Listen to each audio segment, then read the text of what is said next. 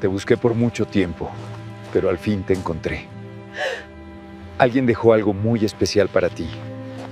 Marido la dejó sin techo tras el divorcio, hasta que un extraño le dijo: heredaste 10 millones. La maleta golpeaba contra las piernas de Elisa mientras arrastraba sus únicos 20 años de vida por el camino de grava. Sus manos temblaban tanto que apenas podía sostener el asa rasgada. Detrás de ella, la mansión de 3 pisos se alzaba imponente contra el cielo gris de Denver, pero ya no era su hogar. Nunca lo fue realmente. Hugo permanecía en la entrada principal, con los brazos cruzados y esa expresión fría que ella había aprendido a temer. Cuando Elisa por fin llegó al taxi estacionado junto a la reja, sintió la mirada de su exesposo clavándose en su espalda como un cuchillo. Entonces se escuchó su voz, cargada de desprecio, atravesando el aire helado de noviembre.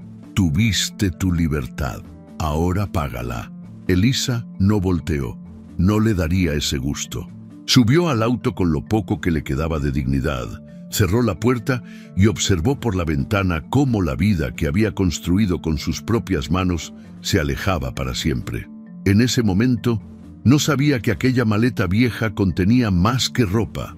Guardaba los pedazos de una mujer que estaba a punto de renacer. Pero antes de llegar hasta ahí, tuvo que atravesar el infierno. Y todo comenzó mucho antes de ese día. Antes de continuar con esta historia, queremos saber desde dónde nos están viendo. Escríbanos en los comentarios si nos ven desde México, Estados Unidos, España o cualquier otro rincón del mundo. Nos encanta leer sus mensajes y saber que nuestras historias llegan a sus corazones. No olviden darle like y suscribirse para no perderse ningún capítulo.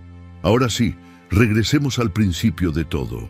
Elisa Moreno tenía 41 años cuando su vida se derrumbó por completo. Pero para entender cómo llegó hasta ese momento frente a la mansión, arrastrando una maleta como única compañía, había que regresar 20 años atrás. 20 años de entrega absoluta, 20 años de renuncias silenciosas, 20 años de convertirse en la sombra invisible detrás del éxito de un hombre que nunca la valoró.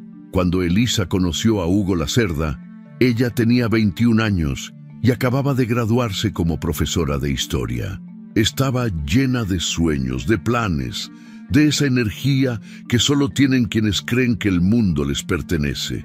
Hugo tenía 25, trabajaba en una agencia inmobiliaria pequeña y hablaba con una seguridad que a Elisa le parecía fascinante. Él le prometió que juntos construirían algo grande, que serían un equipo, que ella nunca tendría que preocuparse por nada porque él se encargaría de todo. Elisa creyó cada palabra. Dejó las solicitudes de empleo en escuelas, pospuso sus planes de hacer una maestría, dejó de lado sus propios sueños para apoyar los de Hugo. Al principio parecía que valía la pena. Hugo trabajaba 12 horas al día, regresaba a casa exhausto y Elisa estaba ahí para recibirlo con la cena lista y palabras de aliento. Ella traducía contratos del inglés al español para los clientes latinos de Hugo. Organizaba sus documentos, respondía correos mientras él estaba en reuniones. Se decía a sí misma que estaba construyendo algo junto a él, que era parte de ese éxito. Los años pasaron. Hugo abrió su propia agencia, luego compró otra, después otra más. El dinero comenzó a llegar. Compraron la mansión de 3 pisos con vista a las montañas rocosas. Elisa decoró cada habitación con cuidado, eligiendo cortinas, muebles, cuadros. Organizó cenas para los socios de Hugo. Sonrió en eventos corporativos. Usó los vestidos elegantes que él le compraba para que luciera bien en las fotografías. Pero mientras Hugo subía, Elisa sentía que ella misma se desvanecía. La mansión era hermosa, sí, pero Elisa caminaba por sus pasillos sintiendo que no le pertenecían. Los muebles eran caros, pero fríos. Las habitaciones estaban perfectamente decoradas, pero vacías. Hugo pasaba cada vez menos tiempo en casa. Cuando estaba, revisaba su teléfono constantemente. Hablaba de números, de inversiones, de clientes. Ya no preguntaba cómo estaba Elisa. Ya no la miraba realmente. Elisa intentaba convencerse de que así era el amor maduro, sin aspavientos, sin grandes gestos románticos, práctico, silencioso, estable. Se repetía esas palabras cada noche mientras cenaba sola porque Hugo tenía otra reunión de negocios. Se las repetía cada vez que él cancelaba planes en el último minuto. Se las repetía cuando despertaba a las 3 de la mañana y encontraba el otro lado de la cama vacío porque Hugo se había quedado trabajando en su oficina. Pero la verdad era que Elisa se sentía invisible, como si fuera solo una pieza más del decorado de la vida perfecta que Hugo había construido. Y lo peor de todo era que ella había permitido que eso sucediera. Había renunciado a su identidad, a sus sueños, a su voz, pensando que estaba invirtiendo en un futuro compartido. No sabía que en realidad estaba regalando pedazos de sí misma a cambio de nada. El quiebre comenzó una tarde de marzo. Hugo regresó de una conferencia en Miami con una energía extraña. Parecía inquieto, distraído. Elisa intentó preguntarle cómo le había ido, pero él respondió con monosílabos y subió directo a su oficina. Esa noche, durante la cena, Hugo apenas probó la comida. Revisaba su celular cada 2 minutos. Elisa lo observaba desde el otro lado de la mesa, sintiendo una punzada de angustia en el pecho. Algo había cambiado. Podía sentirlo. Los días siguientes fueron peores. Hugo llegaba tarde, salía temprano, recibía llamadas que contestaba en el jardín, lejos de Elisa. Ella encontró mensajes en su teléfono que él dejó olvidado en la sala. No eran explícitos, pero el tono era inconfundible, cariñoso, cómplice, íntimo. El estómago de Elisa se contrajo. Cuando intentó hablar con Hugo, él la interrumpió con frialdad. No empieces con tus dramas, Elisa, estoy ocupado. 2 semanas después, Hugo le pidió que se sentara en la sala. Era un sábado por la mañana. Afuera nevaba ligeramente. Elisa se sentó en el sofá de piel color crema que ella misma había elegido años atrás, con las manos entrelazadas sobre el regazo. Hugo permaneció de pie, con las manos en los bolsillos, mirándola como si fuera una empleada a la que estaba por despedir. Quiero el divorcio. Elisa sintió que el mundo se detenía. Las palabras de Hugo flotaron en el aire durante unos segundos que parecieron eternos. Ella abrió la boca, pero no salió ningún sonido. Hugo continuó hablando con esa voz fría y distante que usaba en las reuniones de negocios. Conocí a alguien. Es más joven, más ambiciosa. Entiende lo que estoy construyendo. Tú y yo ya no tenemos nada en común, Elisa. Hace años que no tenemos nada en común. Elisa finalmente encontró su voz, pero fue apenas un susurro tembloroso. Hugo, llevo 20 años a tu lado. Dejé todo por ti. Construimos esto juntos. Hugo soltó una risa breve y desprovista de humor. Construimos. Elisa, yo construí esto. Tú solo estuviste ahí. Hay una diferencia. Cada palabra era una bofetada. Elisa sintió las lágrimas quemándole los ojos, pero se negó a dejarlas caer. Intentó razonar, recordarle las noches en las que ella tradujo contratos hasta el amanecer, las cenas que organizó para cerrar negocios, los eventos a los que asistió, aunque estuviera agotada. Pero Hugo la interrumpió con un gesto de la mano, como si estuviera espantando una mosca molesta. Ya hablé con mis abogados, todo está a mi nombre, la casa, las cuentas, las inversiones. Tú no tienes derecho a nada. Elisa sintió que el piso se abría bajo sus pies. ¿Cómo? ¿Cómo era posible? Pero entonces recordó los papeles que firmó años atrás, cuando compraron la mansión. Hugo le dijo que era solo un trámite, que confiara en él. Elisa firmó sin leer, confió ciegamente. Y ahora esa confianza se convertía en su condena. El proceso de divorcio fue brutal. Los abogados de Hugo eran implacables. Presentaron documentos, contratos, pruebas de que todo estaba legalmente a nombre de él. Elisa intentó conseguir un abogado, pero no tenía dinero propio. Hugo manejaba todas las finanzas. Ella nunca tuvo una cuenta bancaria separada, nunca trabajó fuera de la casa, nunca guardó nada para sí misma. El juez revisó los documentos y falló a favor de Hugo.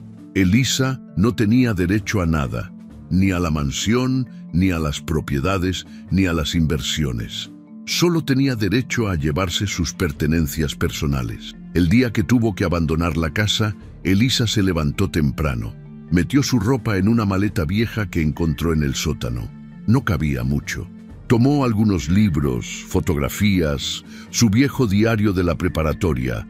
Dejó los vestidos elegantes, las joyas, todo lo que Hugo le había comprado.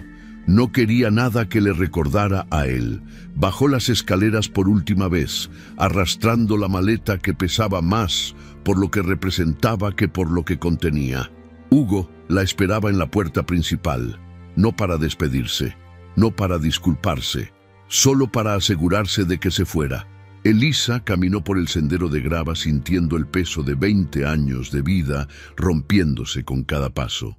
Cuando llegó al taxi, Hugo habló. Su voz atravesó el aire frío como una sentencia final. Tuviste tu libertad, ahora págala. Elisa no volteó, no lloró. Solo subió al auto, cerró la puerta y dejó que el conductor arrancara. Mientras la mansión se alejaba por la ventana trasera, Elisa sintió algo extraño. No era solo tristeza, no era solo dolor, era la sensación de haber sido borrada. Como si los últimos 20 años nunca hubieran existido, como si ella nunca hubiera existido. Y lo peor de todo era que, en ese momento, Elisa no sabía quién era sin Hugo. No sabía qué hacer, no sabía a dónde ir, solo sabía que estaba completamente sola. El taxi se detuvo frente a un edificio de 2 pisos con la pintura descascarada y un letrero que apenas se leía. Pensión Marta, decía en letras desteñidas por el tiempo y la nieve.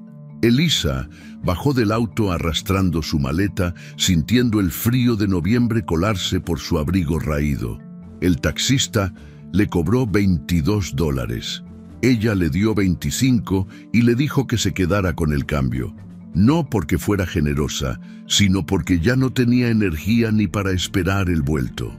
El hombre asintió, sin decir nada, y se alejó, dejándola sola frente a un edificio que olía a humedad y a vidas rotas. Elisa empujó la puerta principal y entró a un recibidor pequeño con piso de linóleo agrietado. Había una mesa de madera oscura y detrás de ella una mujer de aproximadamente 70 años con el cabello gris recogido en un moño apretado. Tenía arrugas profundas alrededor de los ojos, pero su mirada era clara, directa, como si pudiera ver a través de las mentiras y las máscaras que la gente usaba. Martha Young no preguntó nada. Solo observó a Elisa durante unos segundos que parecieron eternos. Luego tomó una llave de un tablero colgado en la pared y la colocó sobre el mostrador. Habitación 3. El desayuno es a las 7. Son 150 a la semana, por adelantado. Elisa sacó los billetes arrugados de su bolsillo y los contó sobre la mesa. $150. Era casi todo lo que le quedaba. Martha tomó el dinero sin contar, lo guardó en un cajón y volvió a mirar a Elisa con esos ojos que parecían saberlo todo. Baño compartido al final del pasillo. No se permiten visitas después de las 10. Si necesitas algo, toca la puerta de la cocina. Elisa asintió, tomó la llave y subió las escaleras que crujían con cada paso. El pasillo del segundo piso estaba iluminado por una sola bombilla que colgaba del techo. La habitación 3 estaba al fondo, junto a una ventana empañada que daba a un callejón. Elisa abrió la puerta y entró. La habitación era pequeña, con paredes que alguna vez fueron blancas, pero ahora lucían un tono grisáceo y manchado. Había una cama individual, con un colchón que se hundía en el centro, una mesita de noche con una lámpara sin pantalla y un ropero de madera que tenía una puerta chueca. La ventana no cerraba bien y dejaba pasar una corriente de aire helado. Elisa dejó caer la maleta en el suelo y se sentó en la cama. Los resortes rechinaron bajo su peso. Miró alrededor de la habitación, que ahora era su hogar, y sintió que algo dentro de ella se quebraba definitivamente. Por primera vez desde que Hugo le pidió el divorcio, por primera vez desde que la echó de la mansión, por primera vez desde que subió a ese taxi sintiéndose invisible, Elisa permitió que las lágrimas salieran. Lloró sin control, con sollozos que le arrancaban el pecho y le quemaban la garganta. Lloró por los 20 años perdidos, por la mujer que dejó de ser, por la vida que construyó con sus propias manos y que se derrumbó en un instante. Lloró hasta que ya no le quedaron lágrimas, hasta que solo quedó un vacío profundo y doloroso. Los días siguientes fueron un infierno silencioso. Elisa se levantaba temprano, bajaba a la cocina compartida donde Marta preparaba café aguado y pan tostado para los huéspedes de la pensión. Había 4 personas más viviendo ahí, un hombre mayor que tosía constantemente, una mujer joven con un bebé que lloraba por las noches y 2 trabajadores de la construcción que hablaban en voz alta y se reían de chistes que Elisa no entendía. Ella comía en silencio, evitando las miradas, y luego salía a buscar trabajo. El primer lugar al que fue una escuela pública en el centro de Denver. Llevaba su currículum impreso en papel barato que había comprado en una tienda de conveniencia. La secretaria lo revisó con una expresión de aburrimiento y le dijo que no había vacantes. Elisa insistió. Explicó que tenía un título en historia, que había sido profesora, que podía empezar de inmediato. La secretaria levantó la vista y la miró con algo parecido a la lástima.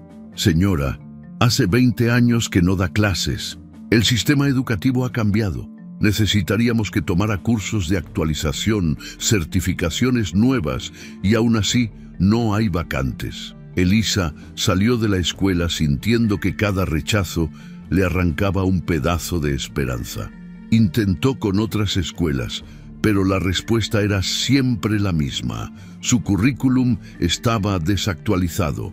No tenía experiencia reciente, estaba sobrecalificada para algunos puestos y poco calificada para otros. Nadie la llamaba de vuelta. Entonces intentó con trabajos temporales. Entró a una tienda departamental y llenó una solicitud para cajera. El gerente la entrevistó en un pasillo entre góndolas de ropa, mirándola de arriba abajo como si estuviera evaluando mercancía. ¿Por qué quiere trabajar aquí? Porque necesito dinero. El gerente rió brevemente. Todos necesitan dinero, señora. Pero usted tiene un título universitario. ¿Por qué una profesora querría trabajar de cajera? Porque nadie me contrata como profesora. El hombre negó con la cabeza. No va a durar ni 2 semanas. En cuanto encuentre algo mejor, se va a ir. No puedo perder tiempo capacitándola.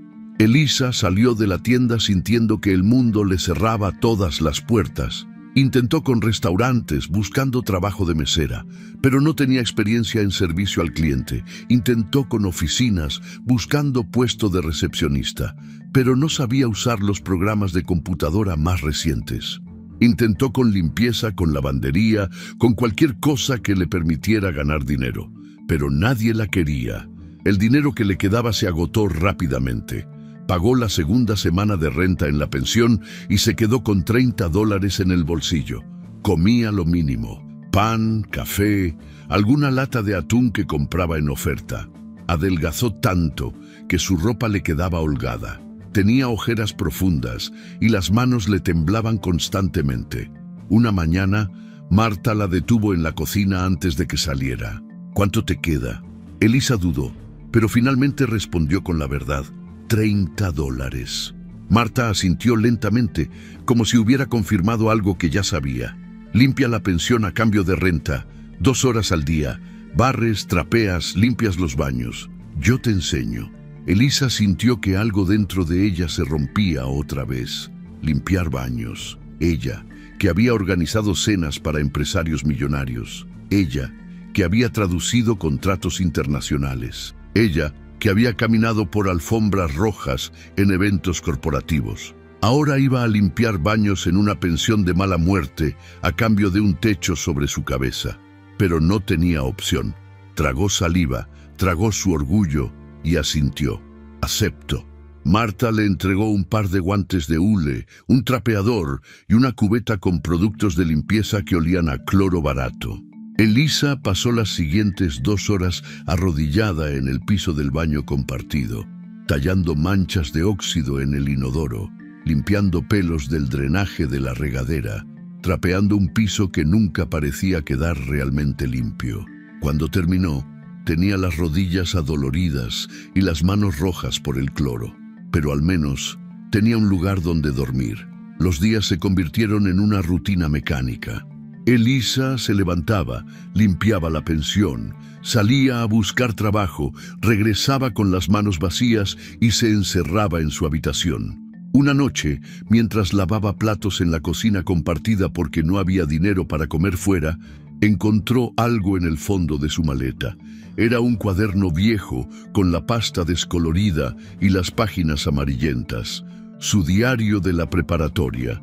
Lo había metido casi sin pensar cuando empacó sus cosas. Elisa se sentó en una de las sillas de plástico de la cocina y abrió el cuaderno. La primera página tenía su nombre escrito con la letra redonda y cuidadosa que usaba a los 17 años. Elisa Moreno, preparatoria Lincoln, octubre de 2003.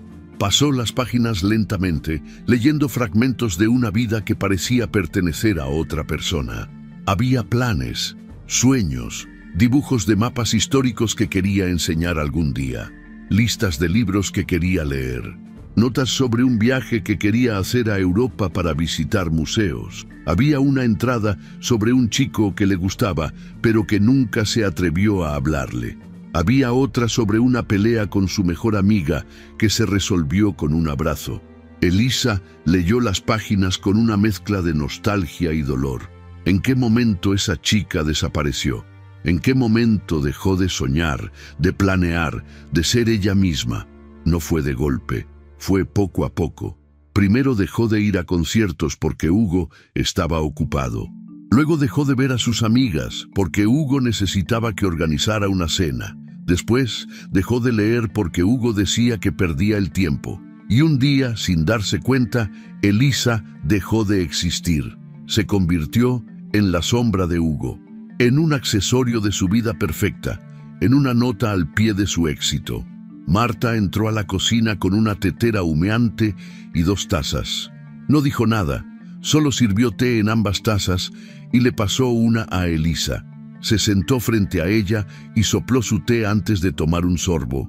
Elisa cerró el cuaderno y lo puso sobre la mesa. Marta lo miró brevemente y luego clavó sus ojos en los de Elisa. Lo que perdiste no era tuyo. Lo que te espera sí lo es. Elisa frunció el ceño, sin entender. Marta continuó hablando con esa voz tranquila y firme. Pasé 40 años casada con un hombre que creía que yo era un mueble. Limpiaba, cocinaba, criaba a los niños y él nunca me dio las gracias, ni una sola vez. Cuando murió, pensé que me sentiría libre, pero me sentí vacía, porque no sabía quién era sin él. Me tomó 5 años darme cuenta de que todo lo que perdí cuando él murió no era mío. Eran sus cosas, su vida, sus sueños. Lo mío seguía ahí, esperándome. Solo tenía que encontrarlo otra vez. Elisa sintió un nudo en la garganta. Marta tomó otro sorbo de té y se levantó. Vas a salir de esto, pero primero tienes que dejar de buscar lo que perdiste y empezar a buscar lo que nunca encontraste. Marta salió de la cocina, dejando a Elisa sola con su té y su cuaderno. Elisa no entendía completamente las palabras de Marta, pero algo dentro de ella se movió. Algo pequeño, frágil, pero vivo. Guardó el cuaderno en su maleta y subió a su habitación. Esa noche durmió sin llorar por primera vez en semanas. Los días siguieron siendo difíciles. Elisa continuó buscando trabajo, enfrentando rechazos, limpiando baños y pisos a cambio de un lugar donde dormir. Pero ahora había algo diferente. Ya no buscaba recuperar la vida que perdió. Buscaba construir una nueva. No sabía cómo, no sabía cuándo, pero sabía que tenía que intentarlo. Una tarde, mientras barría el pasillo del segundo piso, escuchó voces en la sala común. Bajó con la escoba en la mano y vio que la televisión estaba encendida.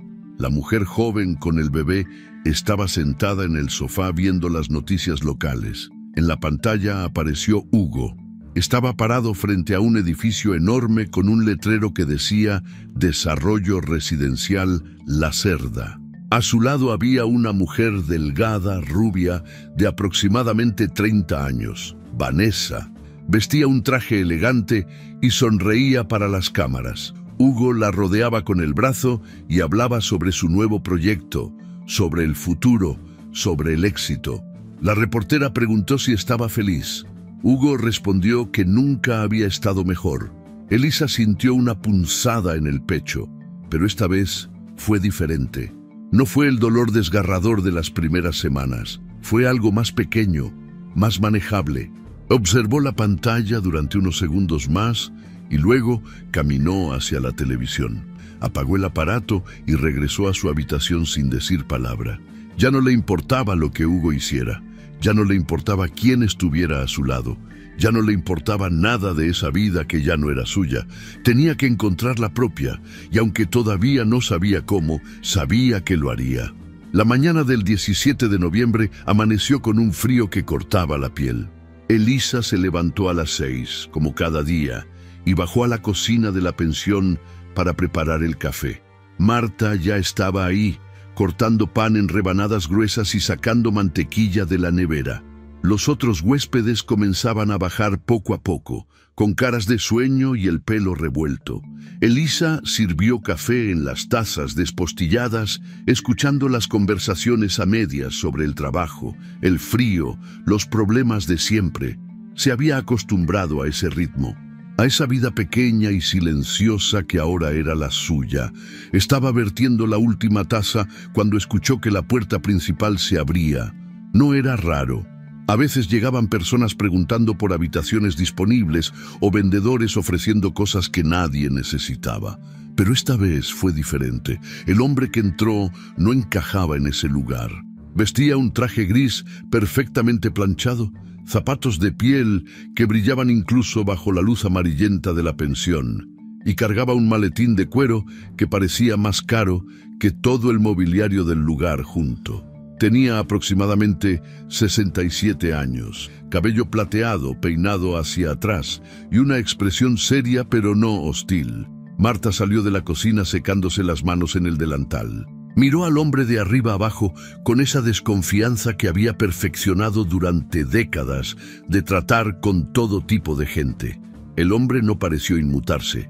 Simplemente inclinó la cabeza con educación y habló con una voz clara y tranquila. Buenos días. Disculpe la intromisión. Estoy buscando a la señora Elisa Moreno. Me han informado que se hospeda aquí. Marta entrecerró los ojos. ¿Quién pregunta? Mi nombre es Adrian Keller. Soy abogado. Necesito hablar con la señora Moreno sobre un asunto legal de suma importancia. Elisa, que había estado escuchando desde la cocina, sintió que el estómago se le revolvía. Un abogado. Inmediatamente pensó en Hugo. Tal vez había encontrado alguna manera de quitarle lo poco que le quedaba. Tal vez venía a cobrarle algo que ella no sabía que debía. Salió de la cocina secándose las manos en el delantal, con el corazón latiéndole tan fuerte que sentía los latidos en las sienes. Yo soy Elisa Moreno. El hombre volteó hacia ella y sus ojos se suavizaron. Extendió la mano y ella la estrechó automáticamente. La mano de Adrian era firme pero cálida. Señora Moreno, es un placer conocerla. Sé que esto puede parecer extraño, pero necesito hablar con usted en privado. ¿Hay algún lugar donde podamos conversar? Elisa miró a Marta, que asintió, señalando una pequeña sala lateral que casi nunca se usaba. Era un cuarto estrecho con 2 sillones viejos y una mesa de centro rayada. Elisa guió a Adrian hasta ahí, sintiendo las piernas temblorosas. Se sentó en uno de los sillones y Adrian tomó el otro. Colocó el maletín sobre sus rodillas, lo abrió con movimientos precisos y sacó un sobre grande de color manila sellado con cera roja. Señora Moreno, sé que esto puede sonar increíble, pero le pido que me escuche con atención. Represento al difunto señor Thomas Drake, un filántropo y empresario que falleció hace 3 meses.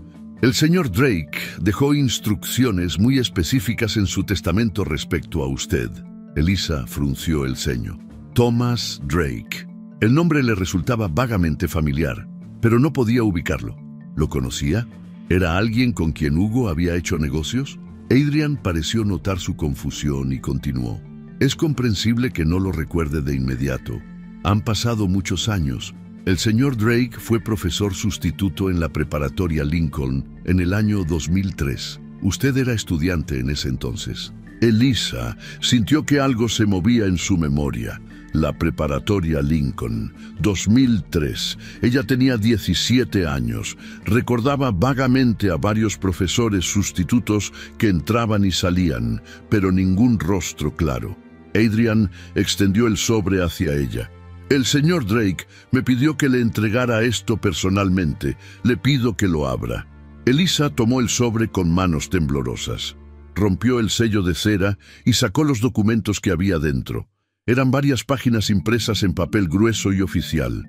La primera era un testamento. Elisa comenzó a leer, pero las palabras se mezclaban frente a sus ojos. Tuvo que leer 2 veces, 3 veces, antes de que su cerebro procesara lo que estaba viendo.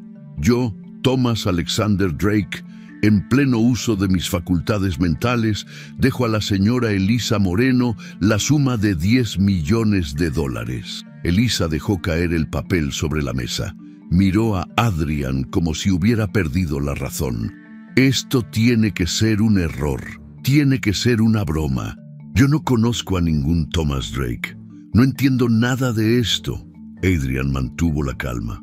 Sacó otra hoja del sobre. Esta vez una carta escrita a mano con tinta azul. Se la entregó a Elisa. El señor Drake sabía que usted probablemente no lo recordaría. Por eso escribió esto. Léalo, por favor. Elisa tomó la carta con dedos temblorosos y comenzó a leer. La letra era elegante pero temblorosa, como si hubiera sido escrita por alguien mayor o enfermo. Querida Elisa, probablemente no me recuerdes. Fui tu profesor sustituto durante 2 semanas en el otoño de 2003. Yo era un hombre tímido, recién llegado de Alemania, con un acento marcado y poca confianza en mí mismo. Ese trabajo era temporal mientras intentaba establecerme en este país. Un día, mientras daba clases sobre la Segunda Guerra Mundial, algunos estudiantes comenzaron a burlarse de mi acento. Dijeron que sonaba como los villanos de las películas. Se rieron. Yo me quedé paralizado frente al pizarrón, sintiendo que el mundo se derrumbaba. Entonces tú te levantaste, Elisa Moreno. Te pusiste de pie y les dijiste que se callaran. Dijiste que yo era el mejor profesor que habían tenido en meses, que explicaba las cosas de manera interesante y que ellos deberían estar agradecidos de tener a alguien que realmente sabía de lo que hablaba. Los otros estudiantes se quedaron callados. Yo no supe qué decir. Solo te di las gracias con la voz quebrada. Esa tarde, cuando regresé a mi pequeño departamento, lloré. No de tristeza, sino de gratitud, porque alguien, una chica de 17 años, había visto mi valor cuando yo mismo lo había olvidado. Ese gesto cambió mi vida. Me dio fuerzas para continuar. Terminé mi doctorado, conseguí un puesto en la universidad y con el tiempo construí una empresa de consultoría educativa que se volvió muy exitosa. Nunca olvidé tu nombre. Nunca olvidé lo que hiciste por mí. Intenté buscarte varias veces a lo largo de los años, pero perdí tu rastro. Hace unos meses me diagnosticaron una enfermedad terminal. Cuando supe que me quedaba poco tiempo, contraté investigadores para encontrarte. Y lo hicieron. Sé que has pasado por momentos difíciles, sé que perdiste mucho. Por eso quiero devolverte lo que me diste aquel día. No puedo devolverte el tiempo, pero puedo darte las herramientas para construir una nueva vida, una vida que sea tuya. Te dejo esta fortuna no como caridad, sino como un reconocimiento a la bondad que salvó a un hombre perdido. Úsala bien, haz algo bueno en el mundo. Y recuerda que tu valor nunca dependió de lo que otros pensaran de ti. Siempre estuvo ahí. Con gratitud eterna, Thomas Drake. Elisa terminó de leer y sintió que las lágrimas comenzaban a rodar por sus mejillas. Esta vez no eran lágrimas de dolor. Eran de algo que no había sentido en meses. Esperanza. Recordaba ese día ahora. Recordaba al profesor delgado con lentes gruesos que temblaba al hablar. Recordaba a los chicos burlándose. Y recordaba haberse levantado sin pensarlo, simplemente porque le pareció injusto. No lo hizo esperando nada a cambio. Lo hizo porque era lo correcto. Adrian sacó más documentos del maletín. Extendió varios papeles sobre la mesa de centro. Todo está en orden, señora Moreno. Los fondos han sido depositados en una cuenta fiduciaria a su nombre. Aquí están los documentos bancarios, los certificados, toda la información legal. Mi firma se encargará de los trámites fiscales y legales para asegurar que todo esté perfectamente documentado. El señor Drake fue muy meticuloso. No quería que usted tuviera ningún problema. Elisa miraba los papeles sin poder procesarlos. 10 millones de dólares. Era una cantidad tan absurda que no parecía real. Adrian continuó hablando con esa voz tranquila y profesional. El señor Drake dejó una instrucción específica. Quería que usara este dinero para hacer algo bueno en el mundo. No especificó qué, porque confiaba en su criterio, pero me pidió que le transmitiera ese deseo. Elisa asintió lentamente, todavía intentando asimilar todo. Adrian le entregó una pluma. Necesito que firme aquí, aquí y aquí. Son solo documentos de recepción y confirmación de identidad. También necesitaré una identificación oficial. Elisa sacó su licencia de conducir del bolsillo de su delantal. Adrian la revisó, tomó nota de los datos y le devolvió. Elisa firmó donde le indicó, sintiendo que su mano temblaba tanto que apenas podía sostener la pluma. Cuando terminó, Adrian guardó todo en su maletín con cuidado y se puso de pie. Mi oficina está a su disposición para cualquier consulta. Aquí está mi tarjeta con mi línea directa. Puede llamarme a cualquier hora. Estaré encantado de ayudarla con lo que necesite. Elisa tomó la tarjeta. Era de papel grueso con letras doradas. Adrian Keller, Bufete Keller y Asociados. Extendió la mano y Elisa la estrechó, todavía en shock. Gracias. No sé qué más decir. Gracias. Adrian sonrió por primera vez. Fue una sonrisa cálida que transformó completamente su rostro serio. No me dé las gracias a mí. Agradézcale al señor Drake y haga honor a su confianza. Adrian salió de la sala, atravesó el recibidor y se despidió de Marta con una inclinación de cabeza antes de salir por la puerta principal. Elisa se quedó sentada en el sillón viejo, rodeada de papeles que valían más de lo que había ganado en toda su vida. Escuchó pasos y Marta apareció en la puerta. La mujer mayor miró a Elisa con esos ojos que parecían saberlo todo y sonrió. Te lo dije, lo que te espera sí es tuyo. Elisa sintió que una risa histérica burbujeaba en su garganta. Se tapó la boca con las manos y comenzó a reír y llorar al mismo tiempo. Marta entró a la sala, se sentó junto a ella y la abrazó. Fue un abrazo firme y maternal que Elisa necesitaba desesperadamente. Se aferró a Marta y lloró contra su hombro, liberando meses de dolor, de miedo, de desesperanza. Pero ahora había algo más. Había una luz al final del túnel. Había una oportunidad. Había un futuro. Elisa pasó la primera semana después de la visita de Adrian Keller en un estado de shock silencioso. Los documentos bancarios estaban guardados en un sobre manila debajo de su almohada. Cada noche los sacaba y los leía de nuevo, asegurándose de que no había sido un sueño. 10 millones de dólares. La cantidad era tan irreal que su cerebro se negaba a procesarla completamente.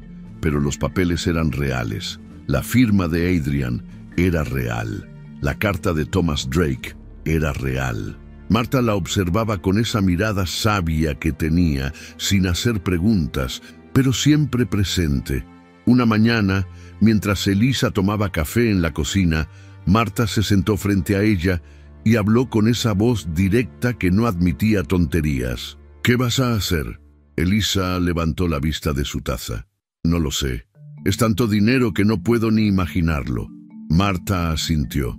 «El dinero es solo papel si no haces nada con él. Thomas te lo dejó por una razón. Tienes que encontrar cuál es». Elisa supo en ese momento que Marta tenía razón. No podía quedarse paralizada. Tenía que actuar. Esa misma tarde llamó a Adrian Keller. La secretaria la pasó de inmediato y la voz tranquila del abogado la recibió al otro lado de la línea. «Señora Moreno, qué gusto escucharla. ¿En qué puedo ayudarla? Necesito su consejo. No sé por dónde empezar». Adrian la citó en su oficina al día siguiente. El bufete estaba en un edificio de vidrio en el centro de Denver, con pisos de mármol y muebles elegantes. Elisa se sintió fuera de lugar con su ropa gastada, pero Adrian la recibió con la misma calidez de siempre. Se sentaron en su oficina, rodeados de libros legales y diplomas enmarcados, y Elisa le contó lo que llevaba días pensando. «Quiero hacer algo que ayude a mujeres como yo. Mujeres que lo perdieron todo, que no tienen a dónde ir, que necesitan una segunda oportunidad». Adrian escuchó atentamente y cuando Elisa terminó, sonrió. «Es una idea noble. ¿Tiene algo específico en mente?» Elisa respiró hondo. «Quiero crear un centro, un lugar donde las mujeres puedan aprender, reconstruirse, encontrar apoyo legal, no solo un albergue, algo más, un espacio donde puedan recuperar su dignidad». Adrian tomó notas en una libreta. «Puedo ayudarla con eso. Necesitaremos encontrar un inmueble, contratar personal, establecer la estructura legal. ¿Está dispuesta a invertir tiempo en esto?» «No será fácil». Elisa asintió con determinación. «Tengo todo el tiempo del mundo y ahora tengo los recursos. Solo necesito que alguien me guíe». Durante las siguientes semanas, Adrian se convirtió en algo más que un abogado. Se convirtió en su mentor y su aliado. Juntos recorrieron propiedades en Denver, visitaron edificios vacíos, bodegas abandonadas, locales comerciales cerrados. Nada parecía encajar hasta que un día Adrian la llevó a las afueras de la ciudad. Ahí, rodeada de árboles desnudos por el invierno, había una vieja escuela abandonada. Era un edificio de 2 pisos con ladrillos rojos cubiertos de hiedra seca y ventanas rotas. Había sido una escuela primaria en los años 60, pero llevaba más de una década cerrada. Elisa bajó del auto y caminó hacia el edificio. A pesar del deterioro, podía ver el potencial. Las aulas amplias, los pasillos largos, el patio trasero que alguna vez estuvo lleno de niños jugando. Se paró frente a la entrada principal y sintió algo en el pecho. Una certeza. Este es el lugar. Adrian sonrió. Lo imaginé. El precio es razonable y la ubicación es buena. Está lo suficientemente cerca de la ciudad, pero en un área tranquila. Puedo iniciar los trámites de compra esta misma semana. Elisa asintió. Hágalo. Y quiero que se llame Centro Cultural Thomas Drake. La compra se cerró en un mes. Luego comenzó el verdadero trabajo. Elisa contrató arquitectos para diseñar la remodelación. Quería mantener la esencia de la escuela, pero adaptarla para su nuevo propósito. Las aulas se convertirían en salones de capacitación donde se enseñarían habilidades laborales, computación, inglés, administración. Habría una biblioteca, una sala de asesoría legal, consultorios para apoyo psicológico y en el segundo piso, habitaciones temporales para mujeres que no tenían dónde vivir. Los meses siguientes fueron un torbellino de actividad. Elisa estaba en la obra todos los días, supervisando cada detalle. Eligió los colores de las paredes, personalmente amarillo pálido para dar calidez. Seleccionó los muebles, buscando que fueran cómodos pero dignos. Contrató maestros con experiencia en educación para adultos, buscó abogados dispuestos a ofrecer asesoría gratuita en casos de divorcio, custodia, violencia doméstica. Contactó psicólogos especializados en trauma y reconstrucción emocional. Marta dejó la pensión en manos de un sobrino y se unió al proyecto de tiempo completo. Se convirtió en la coordinadora de voluntarios, organizando a las personas que querían ayudar. Llegaban donaciones de ropa, libros, computadoras. La comunidad comenzó a enterarse del proyecto y muchos querían formar parte. Elisa trabajaba 12 horas al día, pero por primera vez en años se sentía viva. Cada ladrillo colocado, cada pared pintada, cada mueble instalado, era una declaración. Una prueba de que podía construir algo propio, algo significativo, algo que honraba la memoria de Thomas Drake y la bondad que él nunca olvidó. Pero no todo era paz. Una tarde, mientras Elisa revisaba planos en la oficina temporal que habían instalado en la escuela, su teléfono sonó. Era un número desconocido. Dudó, pero contestó. Elisa reconoció la voz de inmediato. Hugo. El estómago se le contrajo. No había hablado con él desde el día que la echó de la mansión. ¿Cómo conseguiste mi número? Tengo mis contactos. Escucha, necesito hablar contigo. Me enteré de lo de la herencia. Elisa, esto es increíble. ¿Podríamos...? Elisa colgó sin dejarlo terminar. Las manos le temblaban de rabia. ¿Cómo se atrevía? Durante los días siguientes, Hugo insistió. Llamadas, mensajes de texto. Hasta flores llegaron a la obra con una tarjeta que decía, necesitamos hablar. Elisa tiró las flores a la basura sin leer el resto. Una mañana llegó una carta certificada. Era de Hugo. Elisa la abrió con Marta a su lado. La carta era larga, llena de disculpas vacías y justificaciones patéticas. Hugo decía que había cometido un error, que Vanessa lo había dejado, que sus negocios enfrentaban problemas, que extrañaba lo que tenían, que quería una segunda oportunidad. Elisa leyó la carta 2 veces y luego la rompió en pedazos. Marta le puso una mano en el hombro. ¿Vas a responder? Elisa asintió, pero no de la manera que él espera. Llamó a Adrian y le dictó un mensaje breve que quería que enviara oficialmente desde su bufete. El dinero no me devolvió nada. Solo me recordó el valor que tú nunca viste. No vuelvas a contactarme. Adrian envió el mensaje esa misma tarde. Hugo intentó llamar 2 veces más, pero Elisa bloqueó su número. No le debía nada. No le debía explicaciones, ni perdón, ni atención. Él había decidido borrarla de su vida. Ahora ella hacía lo mismo. Los meses pasaron volando. La escuela tomó forma. Los salones quedaron listos con pupitres nuevos, pizarrones, computadoras. La biblioteca se llenó con donaciones de libros. Las habitaciones del segundo piso se amueblaron con camas, roperos, lámparas. Todo simple pero digno. El patio se limpió y se instalaron bancas donde las mujeres podrían sentarse a tomar aire fresco. Elisa contrató personal. 3 maestras para los cursos de capacitación, 2 abogadas que trabajarían medio tiempo ofreciendo asesoría legal, una psicóloga de tiempo completo, una cocinera para preparar alimentos nutritivos, personal de limpieza y mantenimiento. Marta sería la coordinadora general. Finalmente llegó el día de la inauguración. Era principios de marzo y una tormenta de nieve había comenzado esa mañana. Elisa temió que nadie apareciera, pero se equivocó.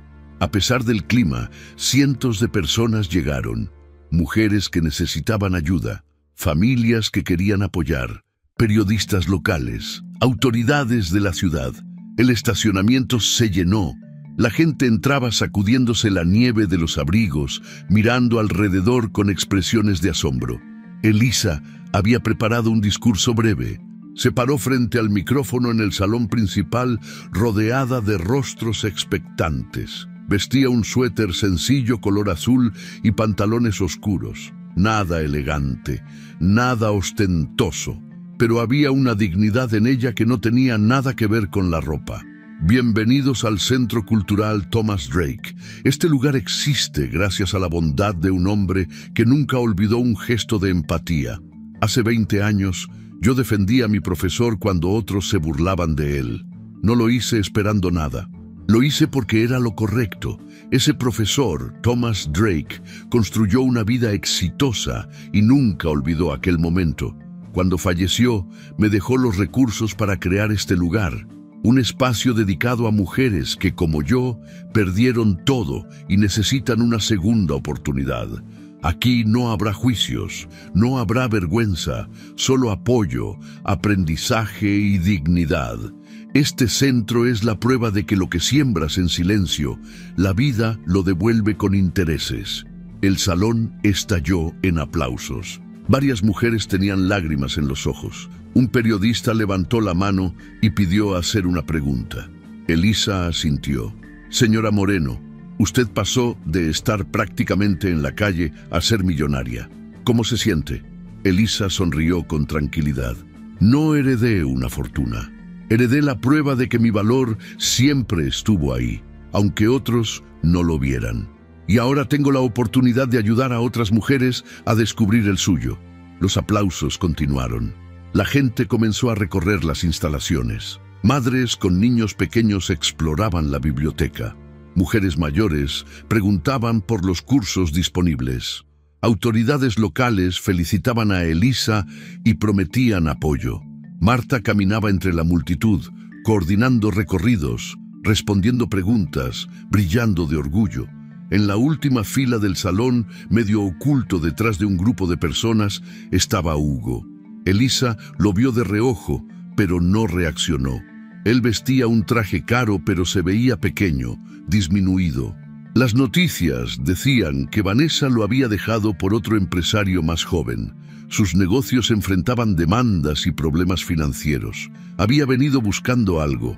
Tal vez perdón, tal vez atención, tal vez migajas de la fortuna de Elisa. Pero Elisa no le dio nada.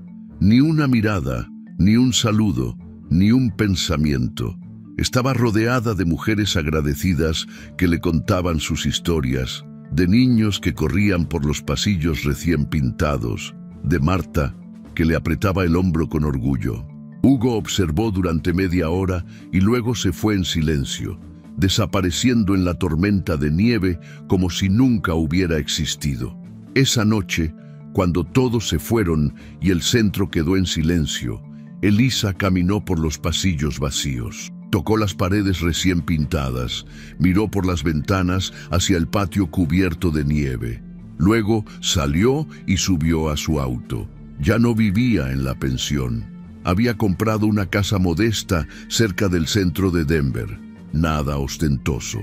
Una casa de 2 habitaciones, con un jardín pequeño y una cocina con ventanas que dejaban entrar la luz del sol. Llegó a su casa y se preparó una taza de té. Se sentó junto a la ventana de la sala y observó la nieve caer sobre Denver. Sacó su viejo diario de la preparatoria, ese cuaderno amarillento que había guardado todos estos años. Abrió una página en blanco al final y comenzó a escribir con letra cuidadosa. Hoy aprendí que no perdí 20 años. Los invertí en descubrir quién no quiero ser. Descubrí que no quiero ser invisible. No quiero vivir para los sueños de otros. No quiero medir mi valor por lo que alguien más piensa de mí. Y ahora, finalmente, puedo construir quién sí quiero ser.